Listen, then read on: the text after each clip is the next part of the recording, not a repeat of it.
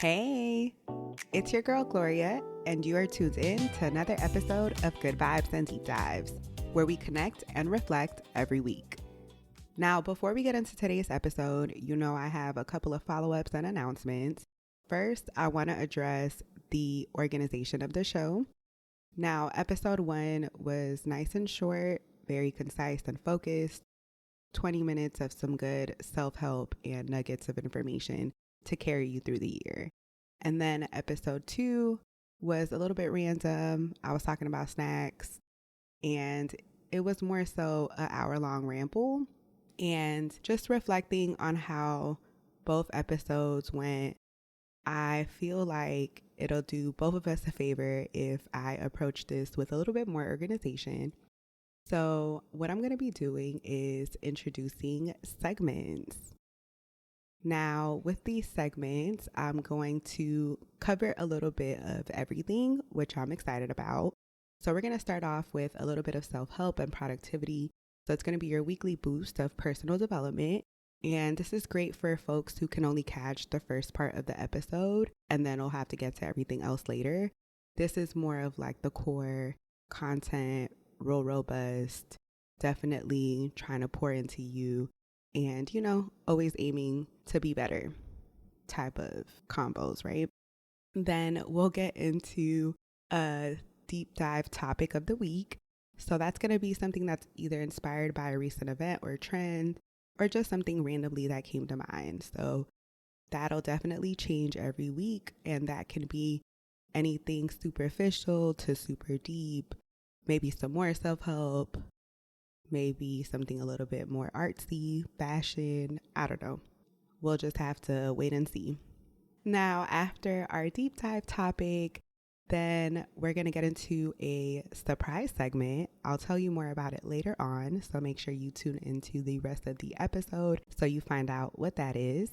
And then, as always, we'll end with a recap of last week's homework, as well as what the advice is for this week and our assignment. So with that, I want to move into my second point, which is addressing the fact that I was late. So not my best moment, but also not my worst, because I still posted last week's episode and I did do it before Sunday was over, at least Eastern Standard Time wise. So that's enough for me to feel good about it. I don't want to give myself a hard time for not meeting every single thing perfectly, but it's good enough as long as I post, because that's what I want to make sure I do as I continue this journey, just making sure I post every Sunday, right? So once I master that, then I'll focus on my 7 p.m. deadline I set for myself. And, I just need your love and support. Be patient with me as we navigate this whole thing. But I promise to be committed to giving you something every week, at least to listen to. All right, let's see, what else can I follow up on before I get started with today? Oh yeah, so the snacks. Episode 2 was on snacks, different types of snacks, and there was a mishap. I forgot a whole category that I feel really passionate about. So really quickly, popcorn, I'm so sorry. I love you so much. You deserve your own episode. And I'm sure at one point I will get to it, but I'm so sorry I left you out of the conversation. I really love popcorn in all forms. Sweet, savory, spicy, doesn't matter. Popcorn, definitely in the club, hot. And then I also wanted to acknowledge walnuts. That's been my nut of choice lately. And I didn't even mention it last time, so I feel like I should not disrespect the walnuts as I consume them, So yeah, so shout out to popcorn, shout out to walnuts. Those are my 2 follow-ups from last week. And then, we still have to talk about the homework, our moment of joy from episode 2, but I'll wait to the end to get into that. And if you didn't listen to episode 2, it's a little long, I'm not going to lie. But if you like snacks, it's definitely for you. And that's where you'll hear what the assignment was. So tune into that if you have some time. And if not, you'll get a clue when I talk about the assignment later. All right, so I think that's everything. I mentioned being sick. In case you're wondering, I am like 90%. And that's just based off the random coughing that I have from time to time. So I'm excited to be on the other side of things, the better side, because being sick is definitely not a good time. So yeah, happy to be at 100% health almost again. I think that's it. So let's get into our first topic for today. Now, we're going to talk about confidence and how it's really central to everything we do. And I'm talking about real confidence, the type of confidence that comes from really learning how to love yourself through everything. So, no matter the circumstances, just really having that compassion and self respect to treat yourself kindly and, just navigate things gracefully, right? That's the type of confidence I want you to think about, not the inflated kind that's really fueled by superficial factors. Things like you're confident because you get a lot of compliments and you look good. Like, that's great. That definitely has its place, but very much dependent on how other people feel. And that could be fickle, right? And it's also very much dependent on beauty standards, how you look, how people around you look. So this is more so about that very personal development of confidence and how you feel about you. I think when it comes to confidence, people also think about it as something you either have or you don't, almost like it's a talent, like not necessarily something that's a skill that you can develop. And, I think it's more so of the latter. I like to think of confidence as a muscle, and it's something that's going to require you to be routinely caring for and, providing maintenance for. So it doesn't matter if you have really high self-esteem or low self-esteem, you have to continuously pour into yourself in order to make sure that your confidence stays up so you can continue pouring into this loving relationship that you have for yourself. And, for me, it took my 20s to really discover and realize that I had extremely low confidence and self-esteem. And there's a lot of different reasons as to why that is, which I won't get into. What I want you to take away is that no matter how much I achieved or how much other people validated me, it didn't matter. I always felt like I wasn't enough. And so that low confidence and self-esteem continued until I started really working on myself and I embarked on what I call the self-awareness journey. And I really started having tough conversations with myself. And I started to look at how that lack of confidence affected the way that I looked at different things in my life and also how I treated myself. And so it ended up also affecting the way that I managed a lot of the relationships that I had, whether, they were family, friends, or romantic relationships. And it also affected the way that I approached my work and worked with other people as well. I had to make a decision to really think about how to just be better to myself. And it started with a decision to be kinder to myself. I just wanted to be, like my own best friend. I realized there was no point in just beating myself up.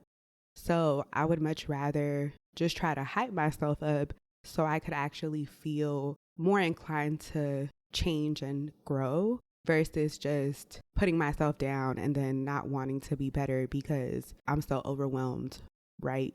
Just feeling bad about myself. And so that decision to be kind really changed the way that I viewed myself over time. And in that boosted my confidence because it helped reassure myself of who I am. And it's crazy to think about how at one point in my life, I felt like I was like a burden to people and I was completely lost when it came to, making decisions and how I felt about myself and everything else. And so when I think about now, I feel so much better about who I am. And, I know I'm just as important as anyone else, regardless of societal, economic, or whatever type of status. And I also trust myself to make better decisions. because I don't have to really worry about who's making the decision, because the person who's making the decision is me. And I love myself enough and have invested so much in myself that I trust myself enough now. And so it's just really cool to see the progress that I've made. And I feel like it's important to really look at the way that you treat yourself, because it also seeps into how we treat other people. And, it took a long time to get to this place, took a lot of practice, a lot of patience, especially because I'm someone who's naturally detail oriented. And when you combine that with an overthinker, you tend to focus and really hyper fixate on things. And more often than not, it tends to be things that just continue to make you feel bad about yourself, right? Comments that people made, feedback that you got. And it might have not been that bad, but just because it had 1% of something that, was addressed as a concern or something that needed an improvement, it became an obsession and put me in this space of just continuing to feel bad. So I wouldn't do anything because I'm so overwhelmed by feeling bad and feeling like, dang, I don't know what to do. This is being said. How do I move forward? I feel some type of way about it. I'm disappointed, I'm frustrated, and a lot of it was aimed at myself. And so to get out of that cycle, that act of being nice to myself allowed me to really grow compassion for myself, because I realized that there are certain things that I understand intellectually, but emotionally, I haven't figured out how to get there, or accomplishment wise, it's taking a lot longer because of whatever reason. Learning to be kind to myself really gives me room to fully show up without feeling bad about my performance. It also ended up making my ability to make decisions a lot more objective, I guess you would say. Whenever I need to make a decision about something, I can trust myself enough to make the decision and move forward without second guessing it. It's not necessarily because I think I'm perfect, but it's more so because I know where my intentions are, and I trust that the way that I make decisions is good enough. So if it works out perfect, then I'm good. If it doesn't, then I just need to figure out where is it that I went wrong and then move forward. So there's no more time being wasted on beating myself up or feeling bad. I'm more so just focusing on the things that I can control, and then also rooting for myself as well and giving myself that support that I need, because if you can give it to yourself, that's as powerful as it gets, because you have full control over that. So yeah, be nice to yourself. It's ultimately what I want you to take away from this whole thing. Be nice, and you'll find that when you're being nice to yourself, you'll be able to trust yourself more, and you'll respect yourself a lot more. And with that respect will come the desire to invest more in yourself. And the more you invest in yourself, the more willing and easier it's going to become to set boundaries. And ultimately, you're just going to be really intentional about the way that you present yourself. And I just really encourage you to continue practicing those habits, and you'll have a lot more empathy, because you'll realize that we're really all out here just trying to do our best, and we're acting with the information and knowledge we have at hand. Just some people have learned or care enough to be considerate of other people and the environment around them when they're making decisions, and some people are just ignorant to them. So I say this to say that not only is being kind to yourself one of the best things you can do for you and to grow your confidence, but it's also something that pours back into the world as well, because you learn to be a lot more patient and compassionate for the world around you. In honor of this idea, I want to talk about looking polished. And what better reference than some recent fashion looks? And as you know, it's officially award season. So we're going to start with some looks from the Golden Globes red carpet. Now, I've been scrolling through the Vogue red carpet list, and I really liked some of the looks. Some other ones, they had a little bit of potential. So I'm going to look at my notes and I'm going to tell you how I felt about the red carpet. So I'm going to start with a category that I was really looking forward to when I came up with the idea, but when I tried to execute, it was a little difficult. The category is based on one of my favorite fashion items, shoes. But it was hard. You know, the gowns were a little lengthy. So I'm just going to do a little shout out since it's technically not fair. I couldn't see all the shoes. So shout out to Timothy Chalamet for the black Tims he had on the red carpet, paired it with some chrome hearts. And it was just a very clean pair of Tims that I appreciated, you know, all black, some silver accents, and just really clean, crisp. Love the whole look. So yeah, shout out to Timothy. That is it for favorite shoes. Now, moving along, this category is inspired by my favorite color, pink. And when I was going through the list, I only saw 2 dresses that had pink. And one was Jackie Tone, who had Pamela Roland on. And it was a gorgeous, like, black silky dress with some pink tulle at the bottom. And it's more of a blushy tulle, floor length, nice and full. There's like this rose black fabric accent that matches the top of the dress.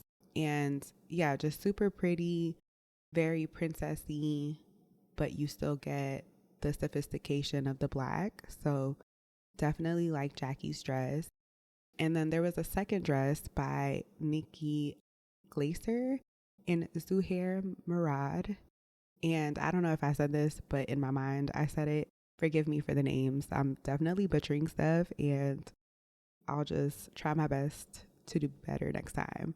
But anywho, Nikki, she had on this beautiful floor length, full skirt, blushy, pinky, peachy dress. And it's just very classic, a pink dream, just super sweet and cute. And I think it's a dress that any little girl would like imagine, right? Like I can see my Barbie wearing this. And so these were my 2 options. And my favorite of the 2 is actually going to be Jackie. I feel like for the occasion, it definitely gave more of the Golden Globes feel. With Nikki's dress, I feel like she could have also wore that to prom. She could have wore it to a pageant and it would fit right in. And I'm not talking like a cheap, prom. I'm talking about like a nice, fancy, high class situation. When I'm saying pageant, I'm thinking like Miss Universe. Like it was just very pretty. So yeah, so favorite pink look is gonna go to Jackie. Moving along, there were some looks that I felt like they had potential. I saw what they were going for. The inspiration was there. I could see the vision, but the execution at some point didn't really make it all the way through. And so first on my list for the men is going to be Timothy Simmons. I'm not sure what he's wearing, but I felt like the color and the fabric of the jacket, which is more of like a reddish brown in contrast with the rest of his outfit in black, was a step in the right direction, but it's something about the material and the color that I think is not sitting well. Like I'm almost wondering if even just the color was different, not necessarily the fabric, if it would have took the look in the right direction. But I see what they were trying to do. I think the jacket was definitely trying to be the main character, but something didn't land well by the end. And then Walton Goggins, he's in Saint Laurent, all black suit. He has on this gold shirt underneath and it's shiny, not too shiny, but reflective enough that you can tell it's a shiny shirt. And I don't know, I'm just not crazy about this outfit. It's okay, it's not horrible. I'm wondering also if it just looks better in person versus the way it photographs. I feel like it's probably quality material, but for some reason it looks a little cheap in terms of the shirt fabric. I don't know. There's just something about it that I feel like isn't working. So I almost wish that the fabric was different, but I see the look, the black and gold. Maybe if the gold was more so like a lining or some embellishments, it would have worked a little bit better. And then they would have did like an all black shirt, but maybe that had a sheen to it. It would be okay. But as is, Saint Laurent, I usually love, but this wasn't my favorite. And I'm not sure what's going on with this tie. I don't even know what type of tie this is. Same thing for Timothy Simmons. All I know is like regular ties, like office ties and bow ties. All the other ones I need to learn more about so I can properly explain. But yeah, these two, I felt like they had more potential. They just needed a little bit more time. Next up, for the women who had a little bit more potential, Maura Higgins, she's in Marmar Halim. She looks amazing. The only thing I don't like is this shawl, cape, coat looking thing. And it's the material. It looks like a metallic-y brown paper bag, the way that it's crumpled, almost like aluminum foil, but it doesn't have the shininess to it. It's like matte and more like old gold. But the black dress she has on, the hairstyle, the makeup, love, love, love, love, love. It's just the shawl piece that's going on. I almost wish she would have just left it because everything else looks great. So yeah, I saw what she was trying to do. I think she was trying to, or whoever dressed her was trying to add volume. And I think it could have been done if it was a different type of material. But this just, I don't know. The picture just doesn't do it justice, honestly. I think it's just like the shirt I mentioned before. Maybe it looks better in person, but picture wise, not the best, which is a shame because it definitely takes away from her overall look. Chloe Zhao is next. I don't know. Well, let me tell you what she's in. She's in Rochas and Bulgari. She's wearing like this silvery blue powder-ish long sleeve floor length dress. It looks like silk or, a shinier material. I like the way it was styled with the choker style necklace. I see why they did more of a straight hair look, even though it's a little bit more on the blow dried side versus like flat iron straight. But the dress just doesn't fit well. I wish it would have been a little bit more tailored. I also feel like the fabric, even if it's expensive, doesn't photograph well or just, doesn't look right. It just looks cheaper than it probably should. So yeah, I just feel like the fit could have been better and the fabric could have been better. But overall, the style on her, I like it. I do like the long sleeve, bell bottom flare of the sleeve and then the floor length to it. It's very modest, very chic looking, but it just failed in terms of the fit and the fabric for me. I also like the color. I think it's a really nice color. So yeah, those were they had a little potential. They just needed more time. Now, my overall favorite. So I'm going to tell you my top in the beginning, and then I'm going to tell you who my runner-ups were. And this was more so just based out of who jumped out at me when I was looking through the sea of pictures. So for the men, Coleman Domingo, he always looks really good, always looks really just dapper. And there's never been an outfit that I can say that I hate that I can recall.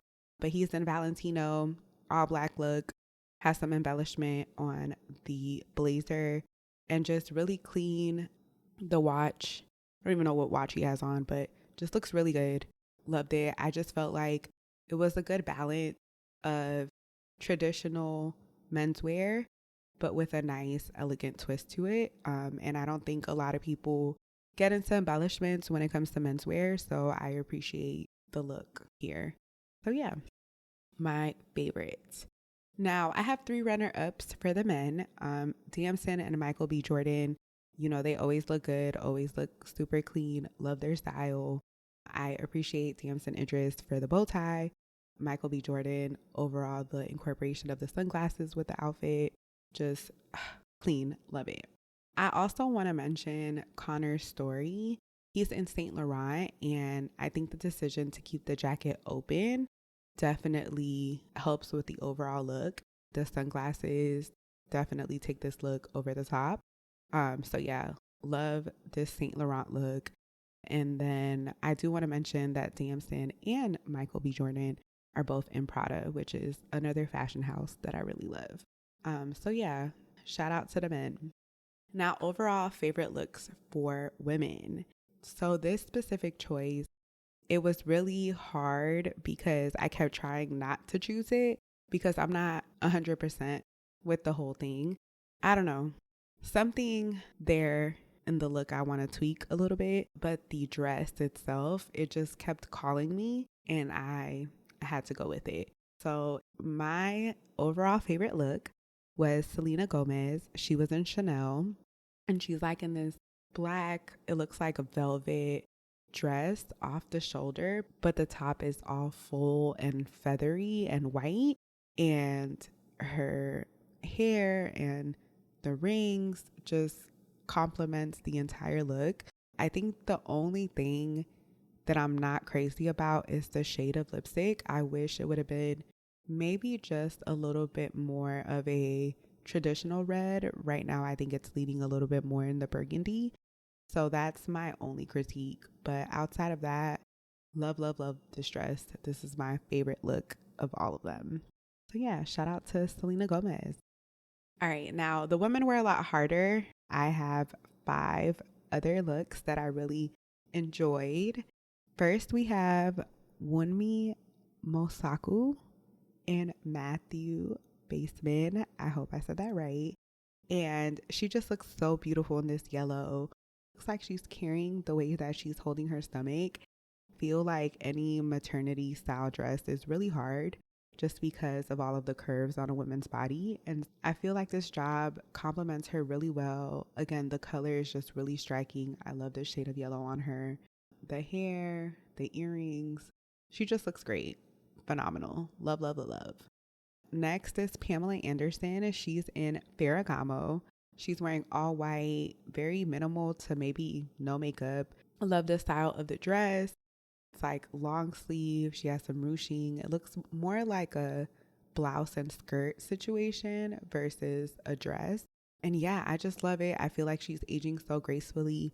Next up, Ayo Edaberry in Chanel. She just looks so classic.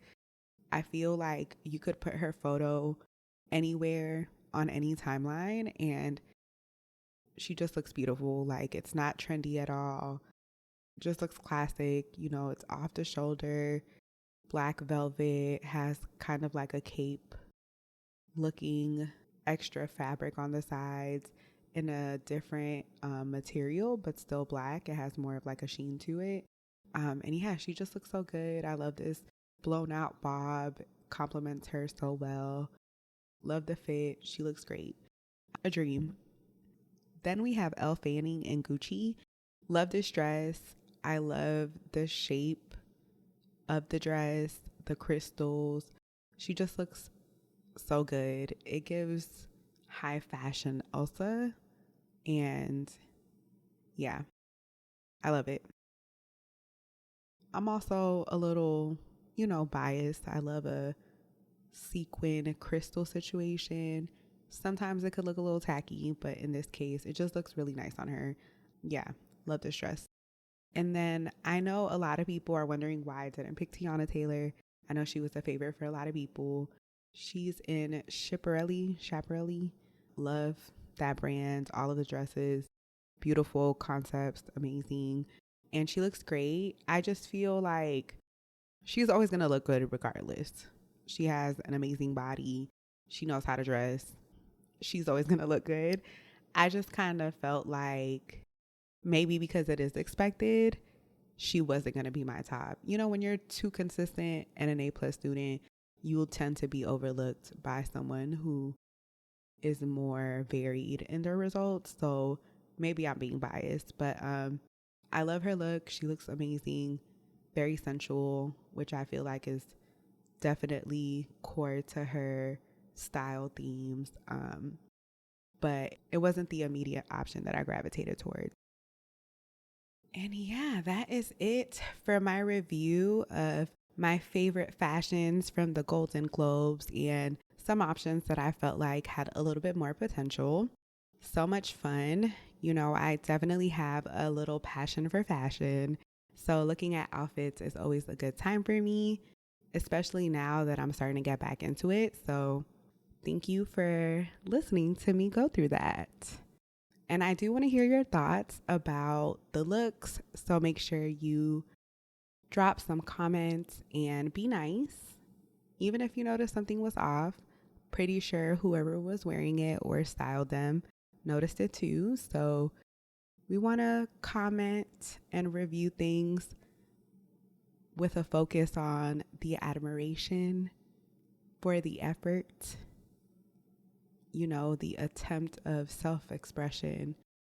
So yeah, let's just focus on appreciating the looks and be inspired by them. Nothing mean, please. So now that's going to bring me to segment number 3. This is the surprise segment I mentioned at the beginning of the episode, and I know you've been waiting for it.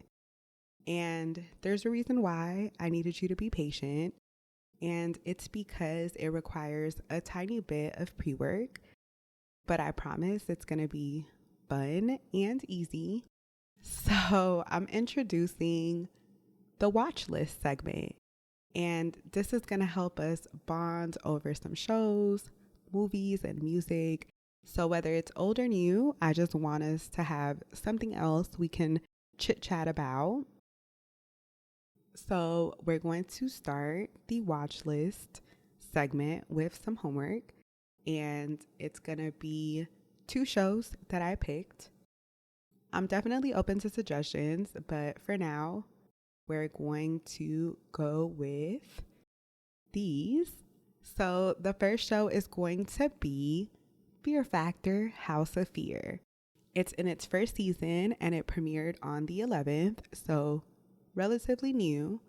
And this show is supposed to be about 14 random strangers living together, and they're supposed to compete in elimination challenges until one person wins the grand prize at the end, which is 200 grand. So it's a little different from Fear Factor that I saw when I was growing up. So it'll be interesting. And you can watch it on Disney Plus, Hulu, and YouTube TV.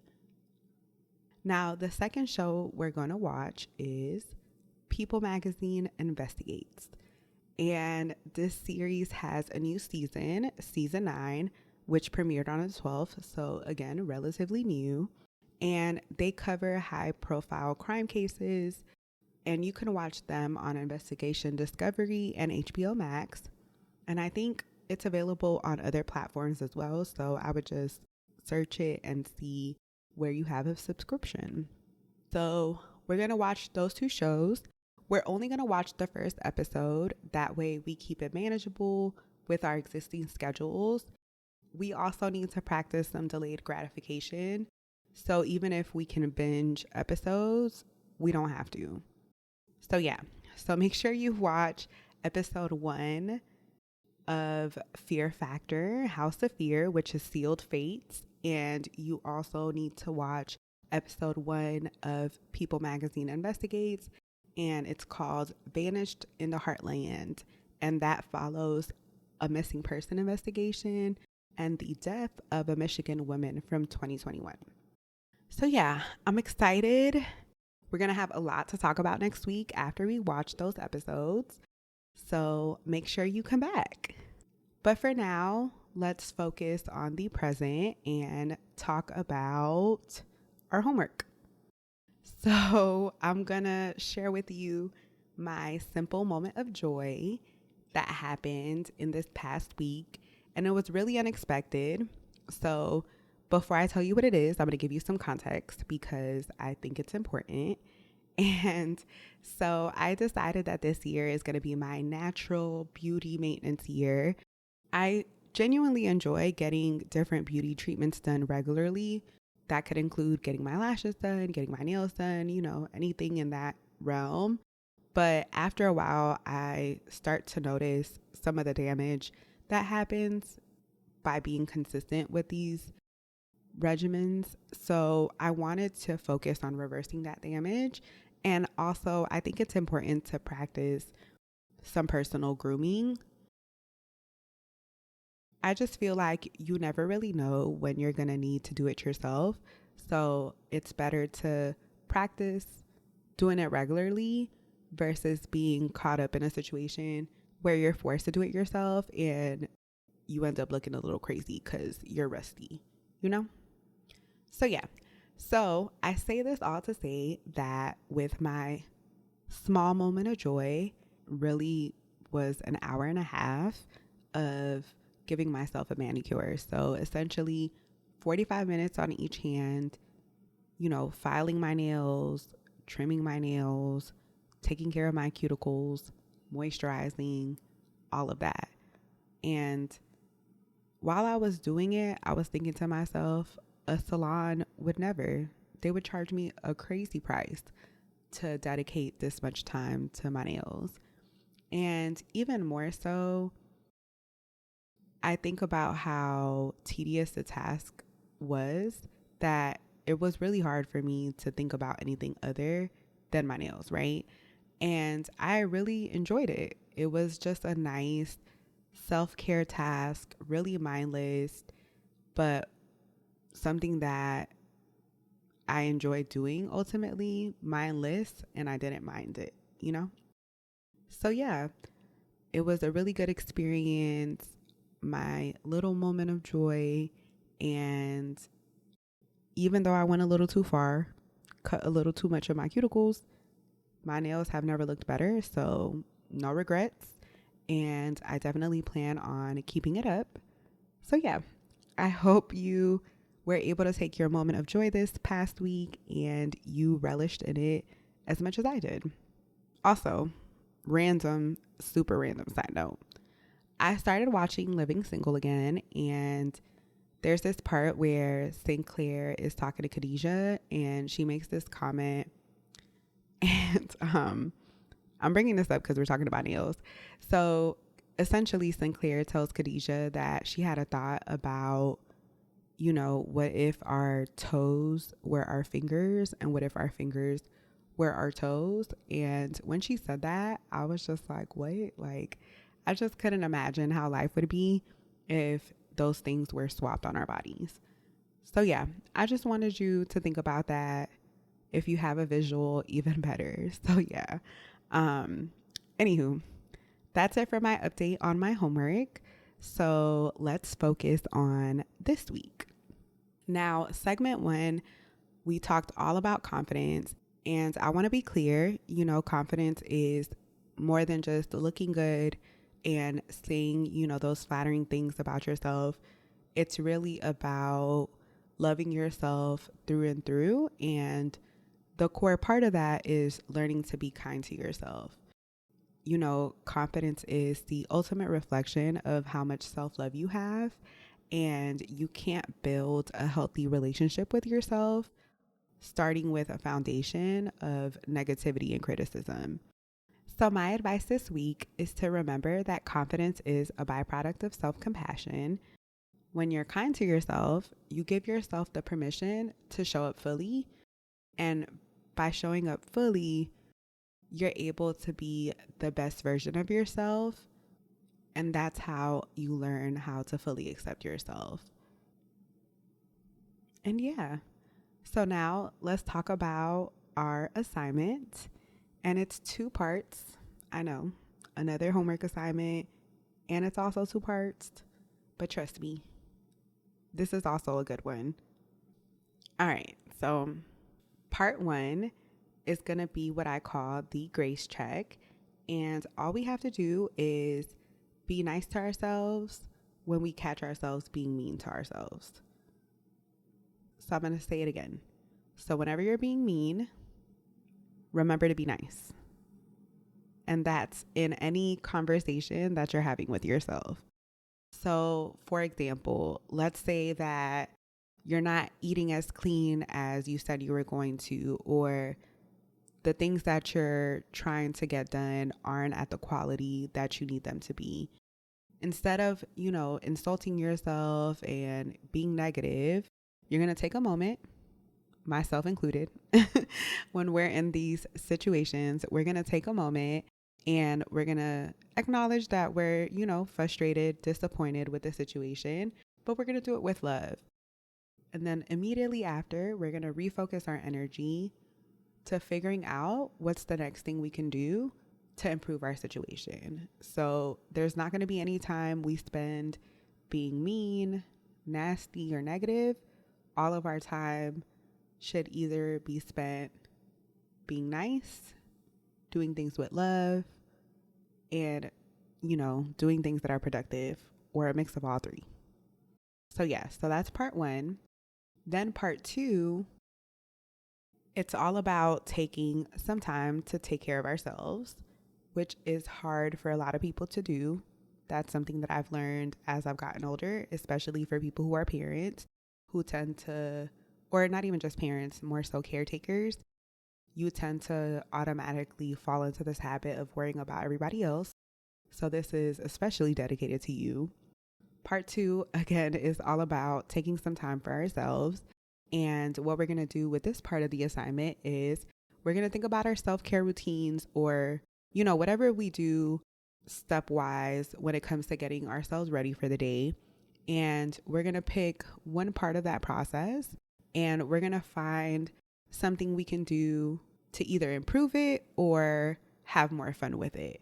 So maybe, while you're brushing your teeth, you start flossing because you currently don't floss. Or maybe you wear your favorite outfit this week, as long as it's setting appropriate, of course. Or maybe as you're getting ready, you start playing your favorite playlist, and just turning it into a whole experience as you're getting ready. Whatever it is, I just want you to do something small. It could be more involved and more intricate if you want, but start small and just do something that's going to help you either improve or enjoy your self-care routine. It's all about pouring into yourself. Once you pour into you, then you can pour into everybody else. So don't forget that you need to take care of you, love you, be nice to you. So that is your 2-part assignment. And this is also helping us keep up with, the rules that we set forth for 2026, especially rule number 3, commit, because we are committing ourselves to a small step that we can take to better ourselves. So that's it for today's show. I hope you enjoyed the new flow. I hope you feel a little inspired to take care of yourself even more. And friendly reminder, tomorrow is MLK Day, January 19th. And if you have some time, I'm definitely going to encourage you to watch Dr. Martin Luther King Jr.'s speech. It's only 17 minutes, so it's definitely doable, not long at all. And the reason why I want to encourage you to watch it is because I recently had an opportunity to watch it, and I think that was my first time digesting, the speech as an adult. And outside of the common takeaways that we get, about equality and justice, it really just reminded me of how vital it is for us to be able to communicate and do it well. His ability to really articulate his ideas was instrumental in bringing life into the speech, and also being able to connect all of the like-minded individuals that were there. So definitely encouraging you to watch it. That's going to be your extra credit. If you have some time, watch the I Have a Dream speech and just reflect on it. Talk about it with someone. It's excellent. Can't say it enough. All right. I promise that's it. No more things to do. So if you like tonight's episode, make sure you follow, subscribe, and share the vibes with a friend. And for more, you can always find us at goodvibesdeepdives.com. And don't forget to tune in to next week's episode so we can follow up on our self-care routine, the watch list episodes, and check in just to see how we did throughout the week. So yeah, until next time, bye.